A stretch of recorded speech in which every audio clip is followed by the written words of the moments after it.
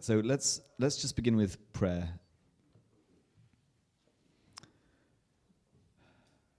Father, thank you for your grace upon us. Thank you that you are sovereign in our lives. Thank you that you are the one who knows what we need. You have our daily bread. Thank you that you don't treat us as our sins deserve. Thank you that you're faithful underneath of the everlasting arms. Thank you that in every situation we're dealing with in our own lives, you have the provision that we need.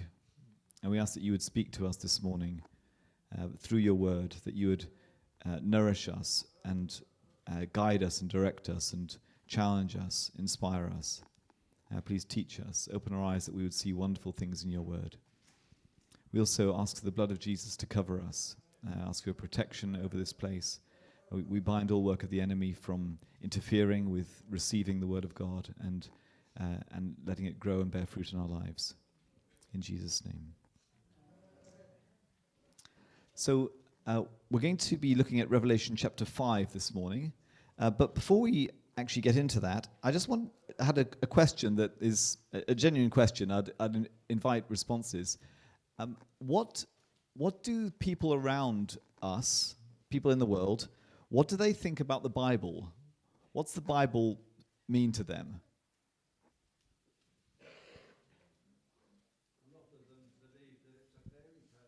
A fairy tale? A made-up book? Okay, yeah, so a tool for manipulating the masses? Ignorance. What, you mean they don't know about the Bible, or, yep, so they just have no idea what's in it? Gossip, repeated some of these phrases, but completely out of ignorance. They've not read it themselves, yeah? Not current? Yeah, okay, it's old-fashioned, yeah, that's good.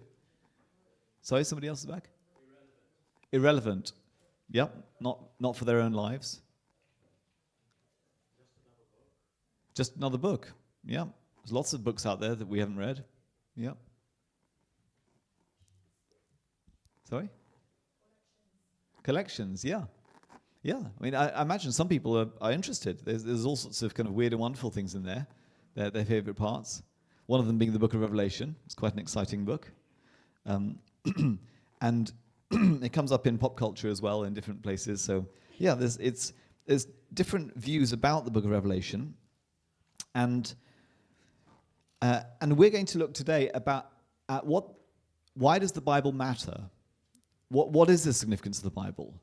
Now, we all know the Bible to some extent. I mean, there may be people here who've not read the Bible before, and you don't know what's in there. But we're going to look at why is the Bible important? Why does the Bible matter? And who is Jesus, and what's his connection to it? It's a very familiar passage to most of us, but I think there'll be things here that God wants to open our eyes to in a new way. So, to begin with, John the Apostle was on a retreat, effectively, a bit like the women's retreat, but a little bit more controlled. He had been put in prison for his faith. He'd been exiled to the island of Patmos, which is for political prisoners, and so he was out of his normal situation. He was aware of all the turmoil that was happening in the world. He was aware of the churches that are mentioned in chapters 2 and 3. But he was taken away for a time, and he was in the Spirit on the Lord's Day, it says. And as he was praying, as he was trying to get God's perspective, suddenly he had a revelation of Jesus in this out-of-the-way place, very isolated. And Jesus encountered him and revealed who he was to him. And he heard Jesus speaking for the different churches. He first of all heard, Jesus is carrying those churches. It's not all my responsibility, my burden. And I'm not there for them. How can I support them? But actually Jesus is saying, no, I've got them in my hand. They're mine. He was speaking just to each one. He knew exactly what they needed. He said, write to them what I'm saying. So first of all, Jesus put his heart at rest about the current situation in the churches. And then he heard a voice saying, come up here and I'll show you what's about to take place after these things. And suddenly he was up in heaven. A complete bird's eye view. He was above all of the Roman Empire and all the threats on the church and all of the persecution in different places. He could see suddenly that God was in charge, and he saw a vision of the Creator sitting on a throne, surrounded by angels and elders and and music and incense and all sorts of, just beautiful stuff there. He saw the Creator, he saw the Lord. And then he saw something unusual in the Creator's hand. And it says, so we'll read this chapter and then we'll look into it in more detail. Actually, let's just read the first 3 verses, and then we'll go on. First 4 verses, actually. I saw in the right hand, this is Revelation chapter 5, verses 1 to 4. I saw in the right hand of him who sat on the throne a book written, or a scroll, written inside and on the back, sealed up with 7 seals. And I saw a strong angel proclaiming with a loud voice, "Who is worthy to open the scroll and to break its seals?" And no one in heaven or on the earth or under the earth was able to open the book or to look into it. Then I began to weep greatly, because no one was found worthy to open the book, the scroll, or to look into it. So to begin with, we see the Creator who's in charge of all the universe. He created everything. He's absolutely in control. It's uncontested. There's no competition happening. There's no threats on somebody trying to beat the door down. He is absolutely in control. But in his hand, he's holding a scroll. He's not saying anything. He's just holding it. It's a scroll with lots of writing on it. Clearly, it's what's in there. When we I don't know what you're like, but when we come across a new book, we think, oh, what's this going to be saying to us? There's all sorts of exciting information to discover. But this book, this scroll, is also sealed. It's got 7 seals, and it's completely unable to be opened.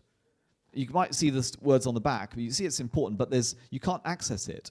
And the Creator is holding this. Why is the Creator holding a book?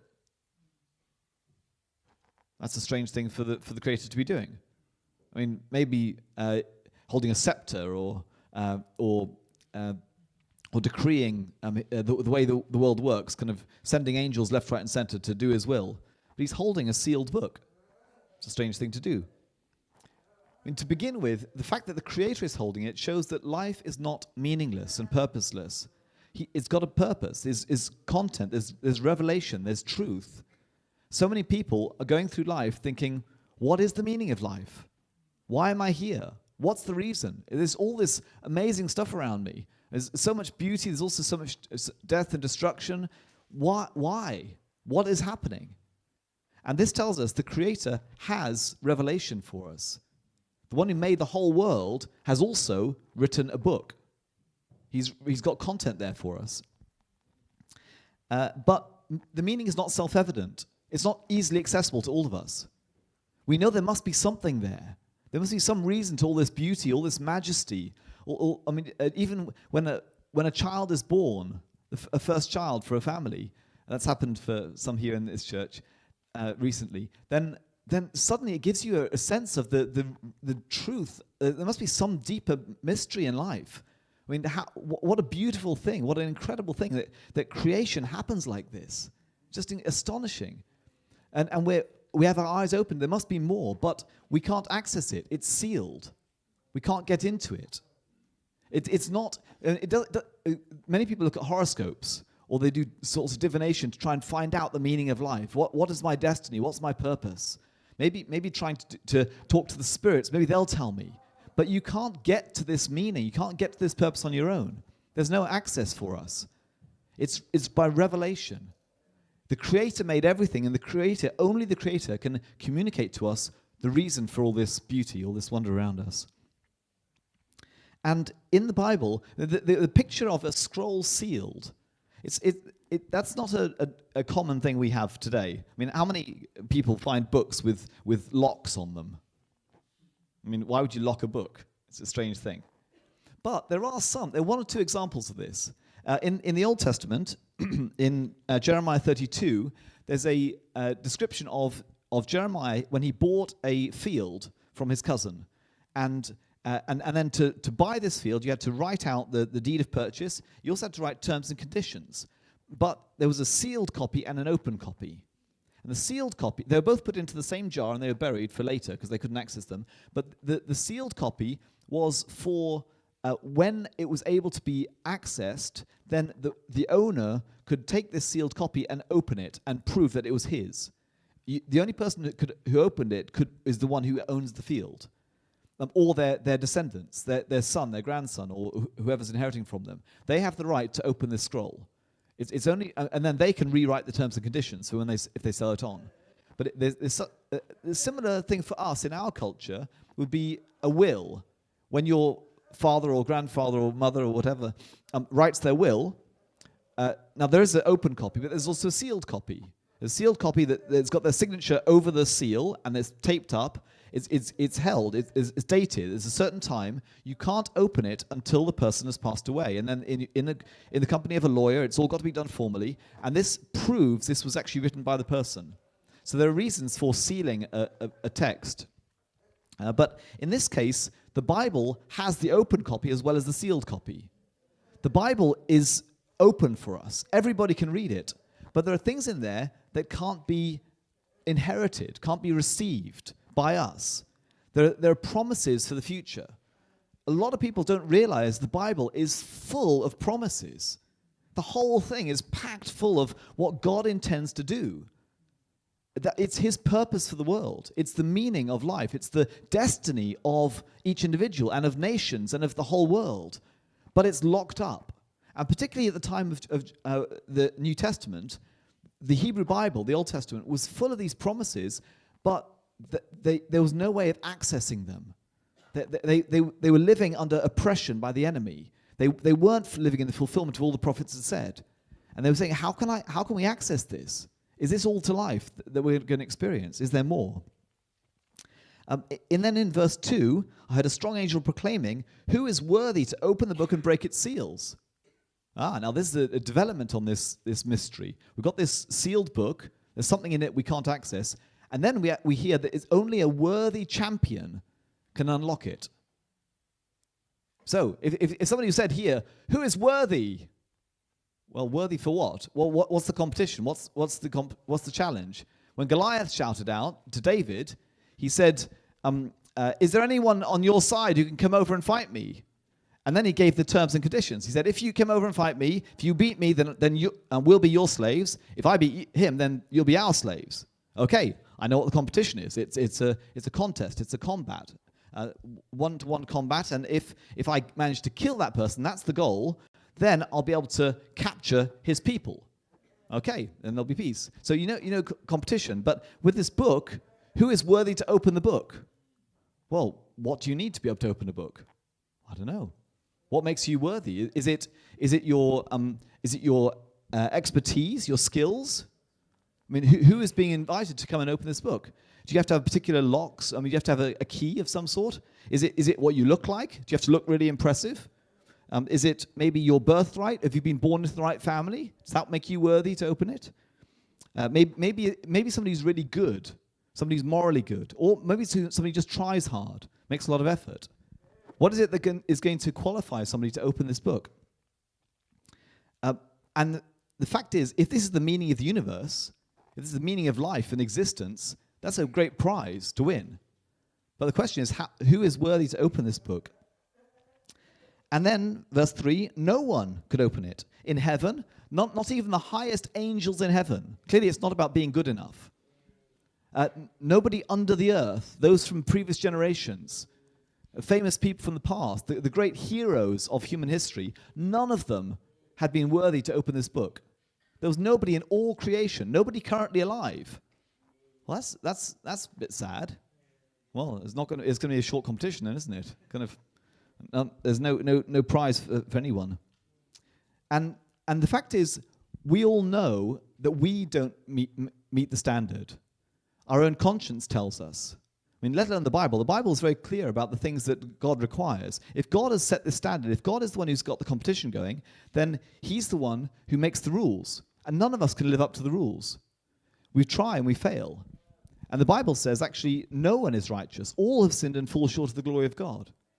Just like with the revelation of God, it's only him revealing the truth that can give us access to it. But the question then is, what if this is all there is? If there is no one to access this meaning, that means this life is it.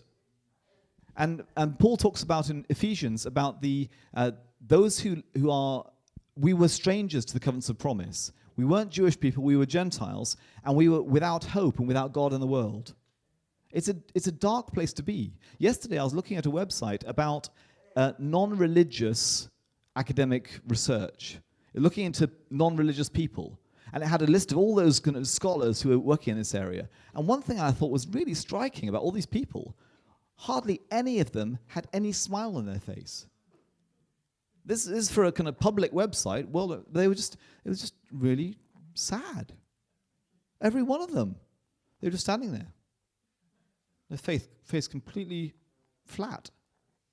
I thought, where's the life? Where's the interest? I mean, if they're studying something, they must be interested in it, or even just trying to put on a happy face for the public. But no, just completely sad. When you don't have meaning and purpose in life, then everything is pointless. Why keep going? Why not just end it all now? And many people feel that way. It's an awful place to be. But it was even worse in this case for John. Then I began to weep greatly because no one was found worthy. That's an unusual response. I mean, how often do you see a competition on the television or maybe the lottery or something and nobody gets the prize? And you're weeping about it. It's terrible. Well, no. Why should John care about it? Why is it so emotional for him? Yes, it's a great prize, the meaning of a life, but then not many people manage to get that sort of thing. It's not a competition you'd expect to find. I mean, if God hasn't shown it, well, it's up to him. He'll show it at some point. But John feels deeply about this. Why does he feel deeply about this? Because he's Jewish. He knows what the promises are. In the nations, we don't know what the promises are. People who've never read the Bible, they don't realize what's in here. But John knew what's in here. Let me go through a few of these examples of these promises that John knew about that are waiting to be unlocked. In Genesis 12, verse 3, I'll bless those who bless you, and I'll curse those who curse you, and in you all the families of the earth will be blessed.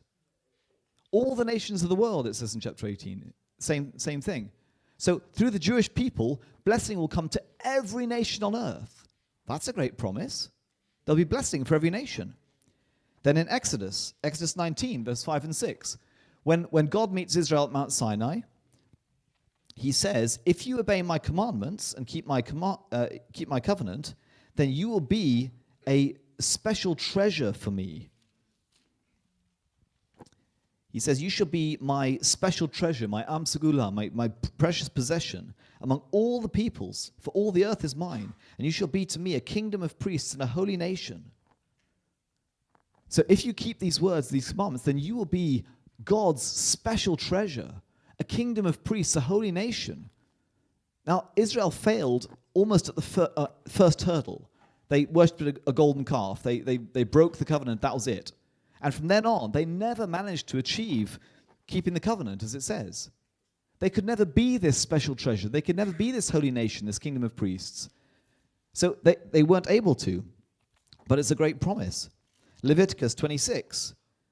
Leviticus talks about if you keep this instruction, then there'll be all sorts of blessing. Now this gets much more into our real experience. So what he says in Leviticus 26, if you keep my commandments, then I shall give you rain in its season. The land will yield its harvest. This is Leviticus 26, verse 4. The trees will bear their fruit. Your harvest, your threshing will last until the grape gathering and until sowing time. You'll always have an abundance. You'll live securely, never threatened by enemies. I'll grant peace in the land. No one will make you tremble. I'll eliminate harmful animals, wild beasts from the land. No sword will pass through your land. You'll chase your enemies away. Then verse 9, I'll turn towards you and make you fruitful and multiply you. You won't have any miscarriages. You'll have plenty of children. And you'll eat the old supply and clear out the old because of the new. And actually even more than that, verse 11, I will make my dwelling among you. My soul will not reject you. We're accepted. We have a place. We belong. And I will also walk among you and be your God, and you shall be my people. So not only will there be this wonderful experience, we're never going to get sick, we're never going to have not enough to eat, we're never going to have problems with our kids getting up to mischief or not being able to conceive or being threatened by uncontrolled immigration or whatever it is, we'll be at peace. Life will be good, but God himself will be with us and be our God. That's a great promise. Deuteronomy chapter 30. Now, this is, for the Jewish people, a even more important passage. So Deuteronomy 30 talks about, obviously, the people wouldn't achieve this faithfulness to the covenant, and they'll be expelled from the land. They'll be exiles in all the nations, as they have been until this day. But in Deuteronomy 30, it says, verses 4 to 6, if your exiles are at the ends of the earth, from there the Lord your God will gather you, and from there he'll bring you back. The Lord your God will bring you into the land which your fathers possessed. You shall possess it, and he will prosper you and multiply you more than your fathers. Moreover, the Lord your God will circumcise your heart and the heart of your descendants to love him with all your heart and with all your soul, that you may live. I mean, that's amazing. We try and achieve the purposes of God, but we can't reach that standard where we fail. But God himself will break in. He will change our heart. And he will bring the Jewish people back from the nations, is the promise.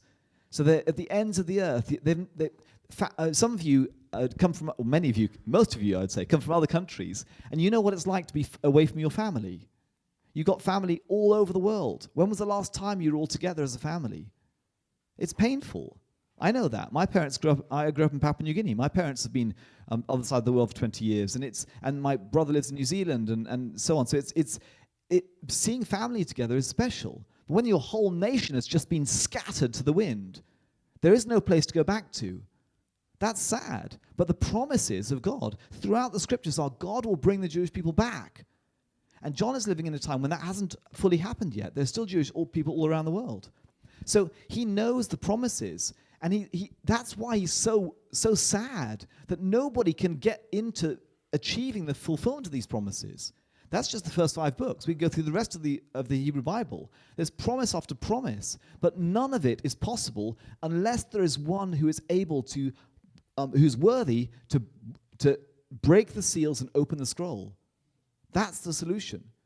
So the Bible is full of these promises. It's an amazing book, but without the key, it can't be unlocked. All these promises are empty. So verses 5 to 10. One of the elders said to me, "Stop weeping. Behold, the lion that is from the tribe of Judah, the root of David, has overcome, so as to open the book and its 7 seals. And I saw in the midst of the throne, with the 4 living creatures and the elders, a lamb standing as if slain, having 7 horns and 7 eyes, which are the 7 spirits of God, sent out into all the earth. And he came and took the book out of the right hand of him who sat on the throne." And we'll just jump ahead to verse 9 and 10. And they sang a new song, saying, "Worthy are you to take the book and to break its seals, because you were killed, you were slain, and purchased for God with your blood those from every tribe and tongue and people and nation. You've made them to be a kingdom and priests to our God, and they will reign upon the earth." So the beginning here, in verse 5, the elder says, "Stop weeping. See, the lion that is from the tribe of Judah, the root of David, has overcome." So who's the lion from the tribe of Judah? Jesus, yes, we know that. But what's it mean that he's the lion from the tribe of Judah? Well, that's actually a reference right back to one of the earliest promises in the Bible. That's Genesis 49. Israel, Abraham, Isaac, and Jacob. Jacob himself, he's got 12 sons, and as he's dying, he gives a prophecy about the last time, the end times. And he prophesies over every single tribe in Israel. And over Judah, he says, "You are a lion. You're a lion that crouches down, that lion rises up. And the government will rest on Judah until the one comes to whom it belongs." There's a lion from the tribe of Judah, and he will be, and to him will be the obedience of all the peoples. All the nations will obey the lion from the tribe of Judah.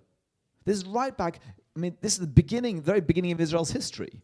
And the prophecy, there will come from the tribe of Judah somebody who will rule over all nations.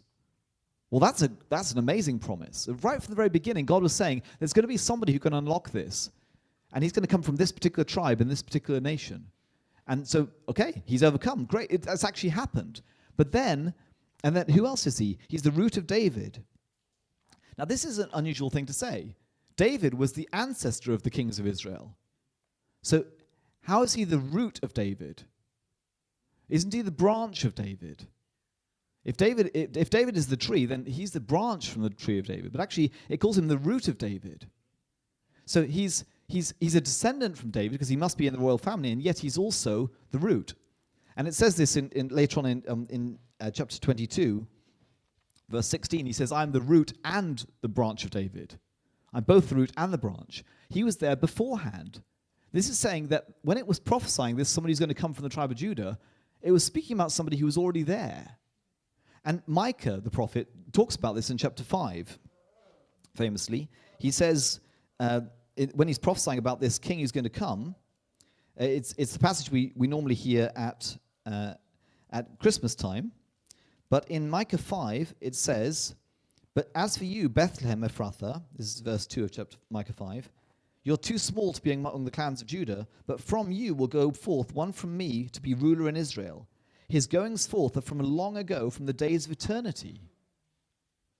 So Micah said there's going to be a baby born in Bethlehem from the line of Judah, from the royal family, but his goings forth are from days of eternity. He's going to be an ancient person who is born as a baby. It's mysterious. He's the root of David, but he's also the offspring of David. Okay, so we're seeing this. There's somebody remarkable who's been prepared for this job. He's been prophesied. He's got to come from a particular family. He's got to have the right ancestry. But how does he overcome to win the prize? Well, this is where we look in verse 6. And so then he turns to see what it is, this lion, and he sees a lamb. Now, a lamb is the epitome of innocence and vulnerability. A lamb is pure. I've got a friend who I get the bus with on Sunday mornings who's a retired detective constable, policewoman, and she's not a believer, but she loves lambs. She lives in one of the villages east of Oxford, and every springtime she goes out to help the farmer with the birth of the lambs because it's just so sweet. It's just so they're so pure. They're innocent. They're vulnerable, and lambs. I mean, they don't. I mean, sheep do run away from you, but lambs are so soft and gentle that they don't hurt anything. So this is not a lion. This is a lamb. It's completely opposite of a lion, and yet, even worse than that, this lamb is as if slain. It's a lamb that's been killed. So not only is it vulnerable, but it's actually been killed. Surely killing, if it's killed, it's a picture of defeat. How on earth is this person overcome? By being defeated. But he's standing. Even though he looks like he's been killed, he's standing. So something's happened. He's not still dead. It's talking about this picture of innocence and death and weakness, but somehow victory through weakness, which is exactly what happened with Jesus' resurrection. So does that mean that God celebrates weakness and failure? Well, many countries have said that. The communists said this religion is a weak religion. It's a weakling's religion. It's elevating innocence and purity and weakness and just trusting God. But no, we see a bit further about this lamb. It has 7 horns and 7 eyes, which are the 7 spirits of God sent out into all the earth. 7 horns represents perfect strength. 7 eyes represents perfect knowledge, perfect wisdom, perfect insight. This lamb wasn't taken by surprise. This lamb wasn't defeated by somebody who just kind of happened upon it and knocked it over. No, this lamb was perfectly able to defend himself. This lamb knew what was coming from a long way away. He chose to be killed. He chose to allow himself to go through that. And what was his motivation? We see that down in verse 9. "Because you were slain and purchased for God with your blood those from every tribe, tongue, and people and nation." So his blood was the most precious thing he could give. It was also necessary to purchase. It was a cost. It was a payment for something that was very precious to God. God was the one who set the competition, after all. He was the one saying, who's worthy to open this scroll? Somebody's got to win the prize to open the scroll, and Jesus knew what was most precious to God. Now, this is for us really important. How do we apply this? How are we worthy to discover what the meaning and purpose in our life is, the destiny that God's called for, has given to us? Jesus was willing to give up everything he had. he laid down everything for the sake of what God valued most of all, which is the nations. Why are the nations most valuable to God? Why does God care about the nations? Any thoughts? Why? I mean, think about the nations. There are some good nations, some impressive nations. There are some that are really rubbish. I mean, every nation thinks, oh, there's on the outside, we don't really like them. I mean, what is it about the nations that God values? In what way are they an inheritance? Yeah, but if the nations aren't much to look at, then why are they such a nice prize? Why does God care about them so much?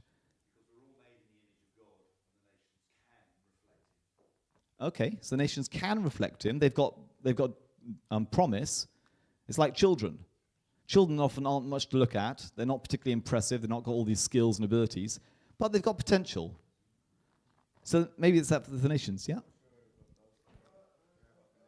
Yeah.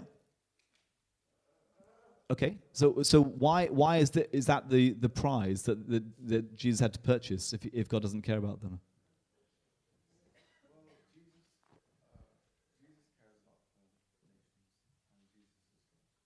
Yeah.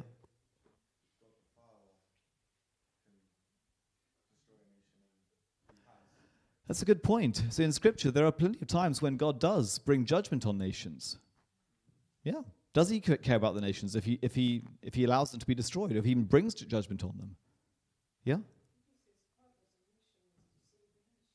Yeah. So, but why did He care about them so much? Why were they worth saving? He loves us. Yeah. So He's got a purpose for the nations.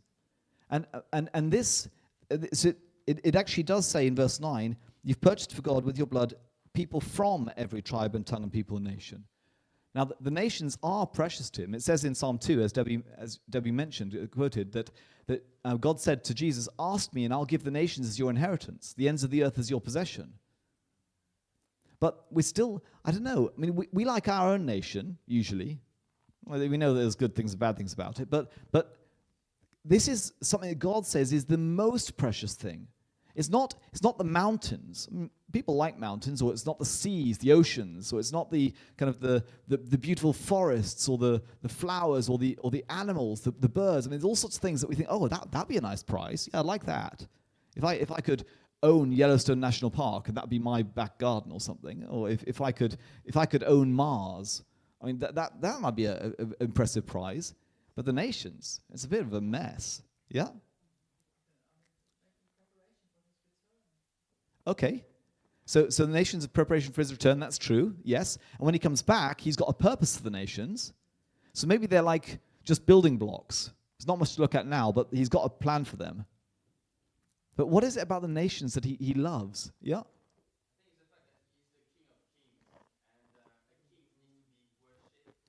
Yeah.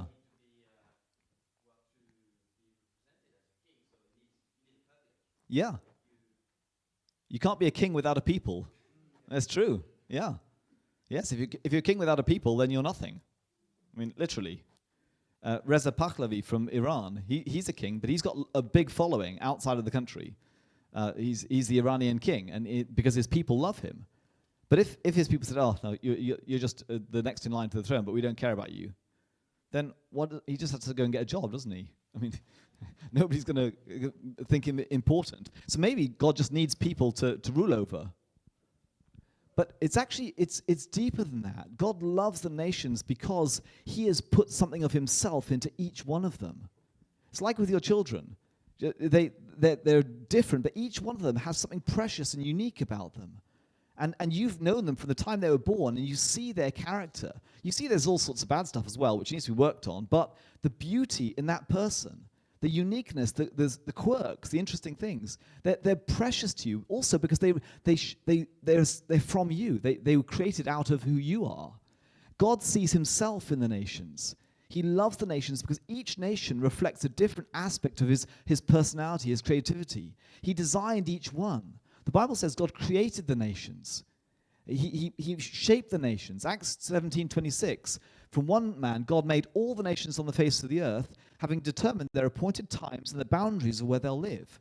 God planned. He created nations. He said, okay, we're going to put the boundaries here. That's a natural boundary with the river there and there's the ocean there. So we'll put that people there. But he designed them and he planned times for them. The nations are what God made the world for. And he made the nations for the world, and he made the world for the nations. There's a garden, and it needs a gardener. He planned this beautiful creation in order that humanity might live in it and might flourish in it and might be in a relationship with him. Like any parent, or not any parent, but good parents, they enjoy their children. They enjoy their children's company. They want to be there. They want to be with them. My mum's like that. She often tells me, she'll come in when I'm eating on my own. She'll come in and she'll just do washing up or something. Even that's something I do. I just want to be with you while you're here. It's nice. She likes my company. Parents are like that. God is like that with the nations, and sometimes we don't have the heart that we need for the nations.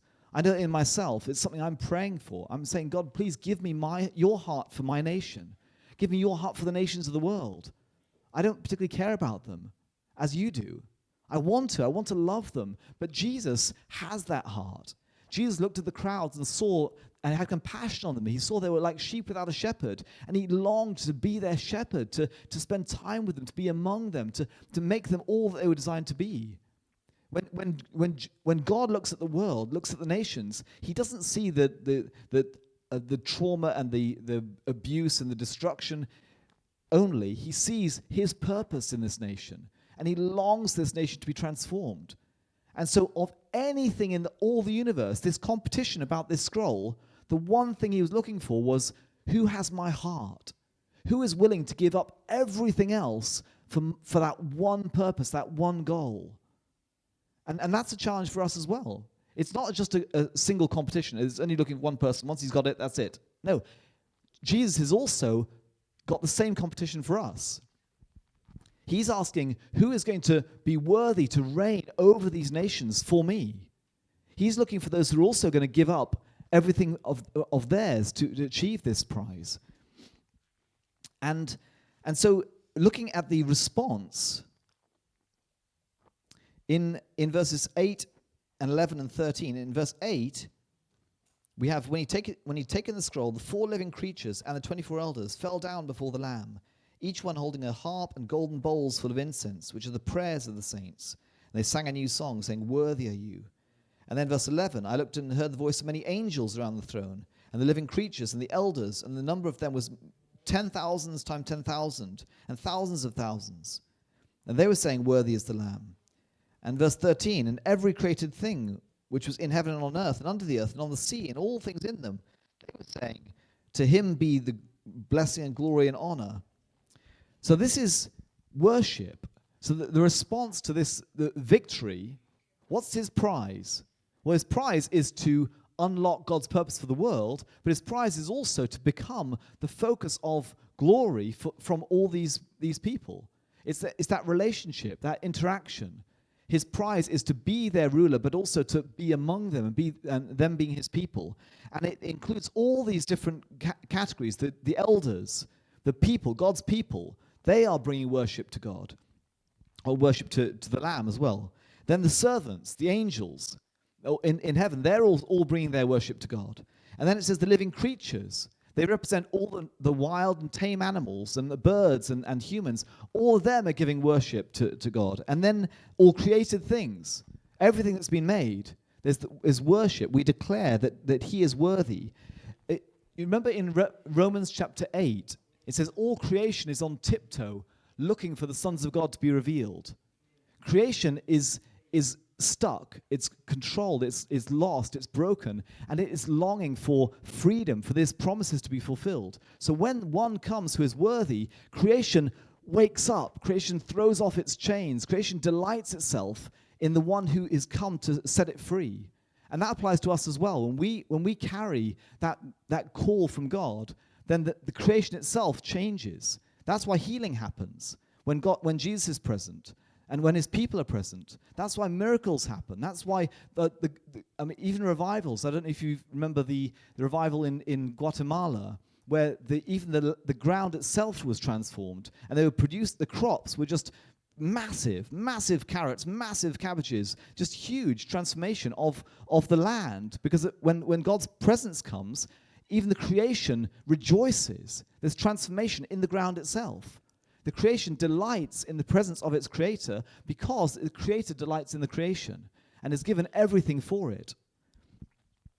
And then the first thing we should do in response to this amazing victory of Jesus in laying down his life for what God valued most, first thing is worship. Responding, you are worthy of all the honor and glory and praise, just drawing attention back to him.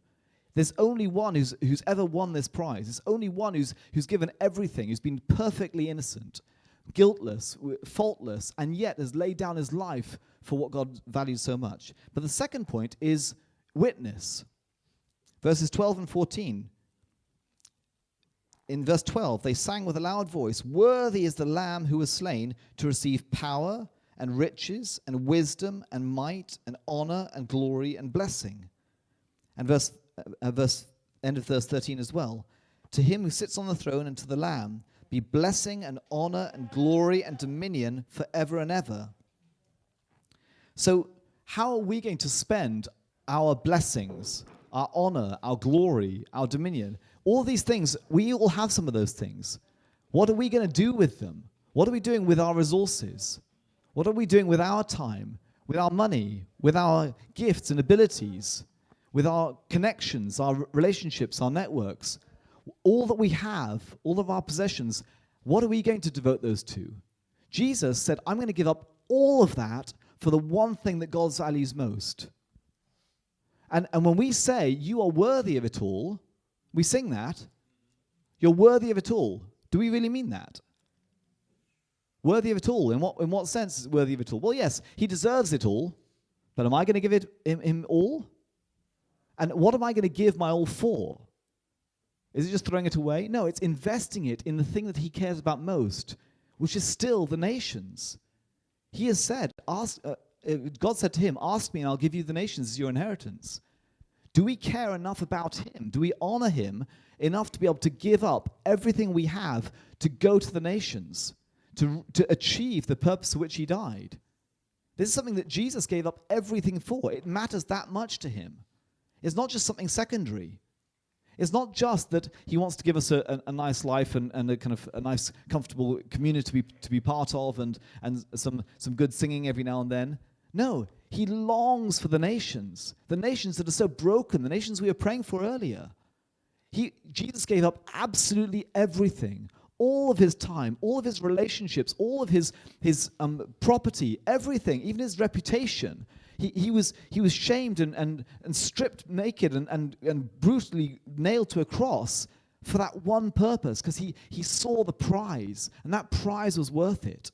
The prize of being in the nations, of loving the nations, of seeing them transform, become what they're meant to be.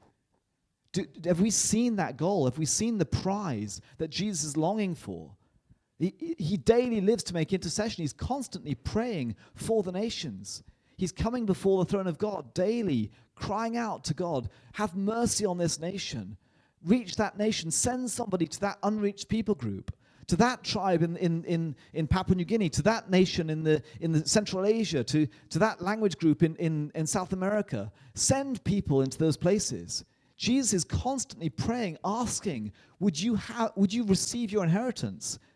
But who's he going to send? Well, that's us. There's no one else he has. It's not as if he can send an angel. That's not going to work. That's not going to be enough. It's got to be somebody who's able to lay down their life for the same purpose. Because when we lay down our lives for that purpose, we also receive authority to rule. Authority does not come through any other means. Authority comes through sacrifice, through laying down everything, through giving up what is most precious to us from what is most precious to him. And so I think there's a call on some people's lives this morning. Maybe you're wondering, what is my destiny? What's my purpose? What's the meaning of life for me? Well, it's the same one as the meaning of life for Jesus himself. It's the nations. God is calling you to receive his heart for those he loves. And he will put certain people on your heart, certain places, certain people groups, certain languages or tribes. He's calling us. That's the reason he's left us on earth. It says in Matthew 24, verse 14, this good news of the kingdom will be preached in the whole inhabited earth as a testimony to all nations, and then the end will come. Jesus is not going to return and make all things new, fulfill all of these amazing promises in the Bible until that's happened. Because he cares about every single nation, tribe, people, and language. And only when each one of them has a worshipping community within it, 10 righteous people, that's the minimum. Only when each one of them has people within it who can rule over that nation when he returns, will he come back. When he comes, he's got to bring judgment on the wicked. If there are no righteous in a place, he'll have to destroy the whole thing. He can't bear that. He will not see any tribe or nation wiped out. But that means he's got to send somebody to go there and bring the good news. Maybe even laying down your life for the purpose. But that is through laying down your life that you receive glory and honor. And you inherit the joy that Jesus gave everything for. He saw the joy set before him, and he endured the cross, scorning the shame. Shame didn't matter. That joy was worth it. And he sat down at the right hand of the Father. And just before this, in chapter 2 and 3, we see at the end of chapter 2, verse 26, he who overcomes and who keeps my deeds until the end, to him I will give authority over the nations. And he will shepherd them with a rod of iron, as the vessels of a potter are broken to pieces, as I also have received authority from my Father. And then in verse 21 of chapter 3, end of chapter 3, he who overcomes, I will grant to sit down with me on my throne, as I overcame and sat down with my Father on his throne. That is the prize. We will have authority with Jesus. We will sit with him. We will be next to him. We'll belong to him. If we share his heart, if we share his purpose, if we're willing to do what he did, we also will overcome. We also will be able to unlock the promises of God for families, for communities, for cities, for nations. As we choose to give up our own desires, our own pleasures, our own privileges, freedoms, for the sake of God's purposes, he will give us authority to reign with him, to see the transformation, the revelation of God, the purpose, the destiny that God wrote from the beginning of time over his creation. We will see that unlocked in people's lives.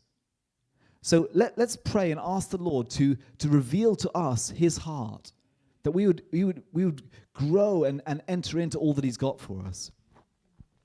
Jesus, we lift our eyes to you. We see you. We see your passion. We see your determination, your perseverance, your willingness to give up everything for the one thing that mattered to your Father.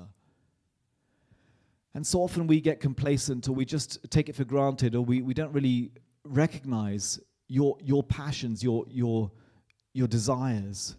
Sorry for when we've been complacent, when we've been neglecting what matters to you. When we've been treating the Christian life as just going through the motions, or just habit, or just an extra thing we do on Sundays and 1 or 2 days during the week. Sorry that we've missed the purpose, the passion, the direction, the determination that you have. We want to have that same hunger to see the glory of God fill the earth as the waters cover the sea. Jesus, we recognize our hearts are so weak. Our passions are so poor, so insignificant. We want to be passionate for the things that you care about. We want to love righteousness and hate wickedness, so that you might anoint us with the oil of joy, like you yourself were anointed. We ask you that you'd pour out your Spirit on us, pour out your Spirit on your church and on each one of us, that we would hunger and thirst for righteousness, that we would desire the things you desire, that we'd be passionate for the things you're passionate for, that we would give ourselves for the lost and for the broken, for the hurting, that we would lay down our lives. Greater love has no one than this, that he lays down his life for his friends. May we love enough to lay down our lives. Please give us that purpose you have, that destiny, that meaning in our life. May our lives matter for something. May we pursue you with all that we are. We ask that you would increase our hunger, whatever it costs to us, whatever we have to lay down. We ask that you would increase our hunger, that we might enter into the joy of our Master. We want to rejoice in the nations like you do. Thank you for your purposes. Thank you you've called us. Thank you that life is not hopeless. We're not without hope, without God in the world anymore. We see you, and we see you high and lifted up. You overcame. You sat down with your Father, and we want to be with you where you are. We want to delight in what you delight in. Thank you for your grace upon us.